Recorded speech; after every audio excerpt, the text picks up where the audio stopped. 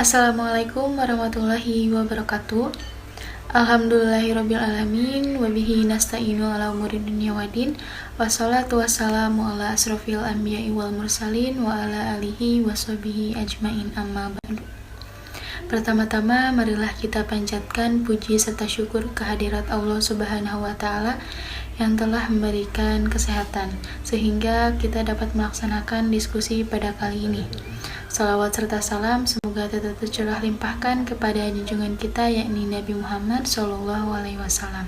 Yang terhormat Bapak Agi Ahmad Ginanjar MPD selaku dosen pengampu mata kuliah Fonologi Bahasa serta rekan-rekan kelas 2A yang saya cintai dan saya banggakan. Dalam kesempatan kali ini kami dari kelompok 9 akan mempresentasikan hasil diskusi kami mengenai pelafalan diftong, gugus konsoid dan juga semifokoid. Adapun anggota dari kelompok 9 yang pertama saya sendiri Intan Adrena Putri dengan nomor pokok mahasiswa 2121211020 sebagai moderator sekaligus penyaji materi pertama. Kemudian ada Alvina Fitriani dengan nomor pokok mahasiswa 2121211014 sebagai penyaji materi kedua. Lalu ada Amalia Firda Farhaniyah dengan nomor pokok mahasiswa 2121211021 sebagai penyaji materi ketiga, dan ada Indira Purana dengan nomor pokok mahasiswa 2121211018 sebagai penyaji materi keempat. Selanjutnya, penyampaian materi mengenai pelafalan diftong akan disampaikan oleh saya sendiri. Sebelum saya menjelaskan atau memaparkan mengenai penjelasan pelafalan diftong, saya akan menjelaskan apa itu pengertian dari diftong. Diftong merupakan perubahan kualitas bunyi vokal pada saat pengucapan. Alwi dan kawan-kawan menyatakan bahwa dalam sistem penulisan fonetis, suatu diftong biasa dilambangkan dengan dua huruf vokal. Jadi, dalam realisasi penulisan fonetis, kedua huruf vokal tersebut tidak dapat dipisahkan. Kemudian yang kedua, pelafalan diftong. Kemampuan pelafalan bunyi diftong berkaitan dengan dua huruf vokal yang terdiri dari satu bunyi dalam satu silabel. Diftong terdiri dari tiga macam. Yang pertama, diftong naik, diftong turun, dan diftong memusat. Dalam bahasa Indonesia hanya terdapat satu diftong saja, yaitu diftong naik. Pada data pelafalan bunyi diftong oleh sisi yang terdapat pada tabel tadi, terdapat proses monoftongisasi. Monoftongisasi merupakan proses perubahan dua buah vokal atau gugus vokal menjadi sebuah vokal, yakni bunyi AI menjadi E dan bunyi AU menjadi O. Proses ini banyak terjadi dalam bahasa Indonesia akibat dari ingin memudahkan ucapan. Untuk itu dapat dikatakan bahwa kemampuan sisi dalam pelafalan diftong tergolong normal. Assalamualaikum warahmatullahi wabarakatuh. Perkenalkan, saya Alvina Fitriani dengan NPM 2121211014. Di sini saya akan menjelaskan mengenai pelafalan gugus konsoid. Menurut Heriadi tahun 2009, gugus konsoid adalah dua buah konsoid berurutan dalam satu suku kata suatu tuturan yang dituturkan secara berurutan dalam tempo yang cepat. Sedangkan menurut Kamus Besar Bahasa Indonesia 5, gugus konsoid adalah dua konsoid atau lebih yang berurutan dalam satu suku kata. Jadi dapat diartikan, gugus konsoid atau klaster adalah gabungan dua buah konsoid yang diucapkan dalam satu tarikan nafas. Muslich tahun 2012 menyatakan, klaster dalam bahasa Indonesia sebagai akibat dari pengaruh struktur fonetis unsur penerapan. Oleh karena itu, pengucapannya pun harus sesuai dengan struktur fonetis. Karena jika keliru dalam pengucapannya, maka akan berdampak pada perbedaan makna. Sama halnya dengan diftong dan deret vokal. Klaster dan deret konsonan terlihat sama tetapi sebenarnya berbeda. Dan perbedaannya terletak pada gerak lidah dan timbre satu kali dan terletak pada satu suku kata atau silabel yang sama. Kemudian mengenai pelafalan gugus konsoid. Melalui proses penghasilan gugus konsoid, yaitu disenyawakan dua buah bunyi ujaran, dengan menggunakan tempo yang sama dengan pelafalan satu bunyi ujar. Karena dalam menghasilkan gugus konsoid itu terjadi adanya persenyawaan antara dua konsoid atau lebih, maka dalam prosesnya terjadi keterlibatan dua dasar pengucapan pelafalan dengan melalui perpindahan dari dasar pengucapan konsoid yang pertama kepada dasar pengucapan konsoid yang kedua.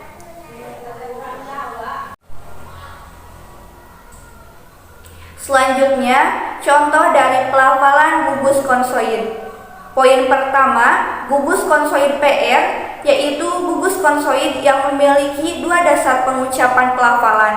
Maka, struktur fonetisnya, konsoid pertama adalah P, dan konsoid yang kedua adalah R sebagai dasar pengucapan pelafalan konsoid. Dalam proses munculnya gugus konsoid PR, terjadi persenyawaan dari dasar pengucapan kedua konsoid tersebut melalui perpindahan yang sangat cepat, yaitu dari bilabial tidak bersuara kepada apiko-alveolar getar. Contoh pada kata prasarana dan proses. Sebagai catatan, jika klasternya terdiri atas dua konsoid, maka konsoid pertama yang berlaku hanyalah sekitar P, B, T, D, K, G, F, dan S. Konsoid kedua yang berlaku hanyalah sekitar L, R, W, S, M, N, dan K. Contoh pada poin kedua, gugus konsoid STR merupakan gugus konsoid yang memiliki tiga dasar pengucapan, yaitu dasar pengucapan S, dasar pengucapan T, dan dasar pengucapan R. Dalam munculnya gugus konsoid STR, terjadi persenyawaan dari tiga dasar pengucapan konsoid tersebut, yaitu dari apiko-alveolar desis tidak bersuara berpindah kepada apiko-alveolar tidak bersuara, kemudian berpindah pula pada apiko-alveolar getar. Perpindahan dalam tiga dasar pengucapan ini dilakukan dalam tempo pengucapan yang sangat cepat. Contoh pada kata struktur dan strategi. Sebagai catatan, jika klaster terdiri atas tiga konsoid, maka konsoid pertama yang berlaku selalu S, dan konsoid yang kedua T atau P, dan konsoid yang ketiga R atau L. Karena kosakata bahasa Indonesia tidak memiliki klaster, maka ketika menggunakan klaster kata-kata serapan, penutur bahasa Indonesia cenderung untuk mendua sukukan dengan menambahkannya. Contoh pada kata klinik diucapkan klinik. Pelafalan gugus konsoid sebetulnya telah dijelaskan sebagian oleh Alpina, dan di sini saya akan menjelaskan atau melanjutkan kembali materi tersebut.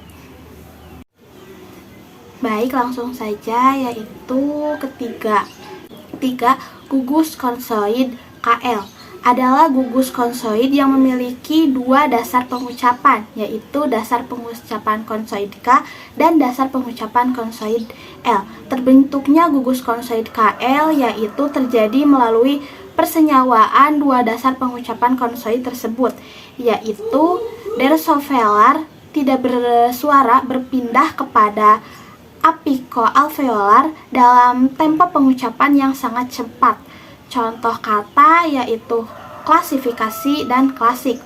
Yang keempat, gugus konsoid GR, yaitu gugus konsoid yang memiliki dua dasar pengucapan, yaitu dasar pengucapan konsoid G dan dasar pengucapan konsoid R.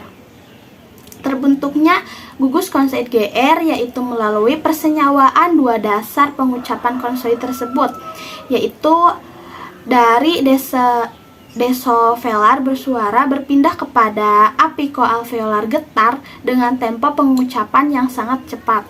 Contoh kata grafik, geografi, dan gram.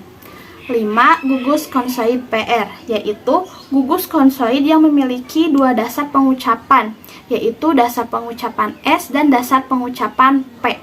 Terwujudnya gugus konsoid SP melalui persenyawaan dari dua dasar pengucapan konsoid tersebut, yaitu dari apiko-alveolar desis tak bersuara berpindah kepada bilabial tak bersuara dengan tempo yang sangat cepat. Contoh kata spidol dan juga spirit. Yang terakhir yaitu gugus konsoid ST, yaitu gugus konsoid yang memiliki dua dasar pengucapan, yaitu dasar pengucapan S dan dasar pengucapan T.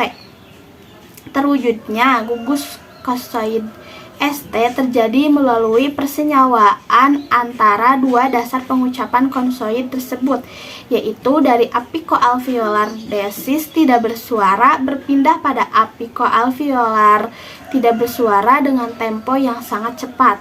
Demikianlah materi yang dapat saya sampaikan. Sekian, wassalamualaikum warahmatullahi wabarakatuh.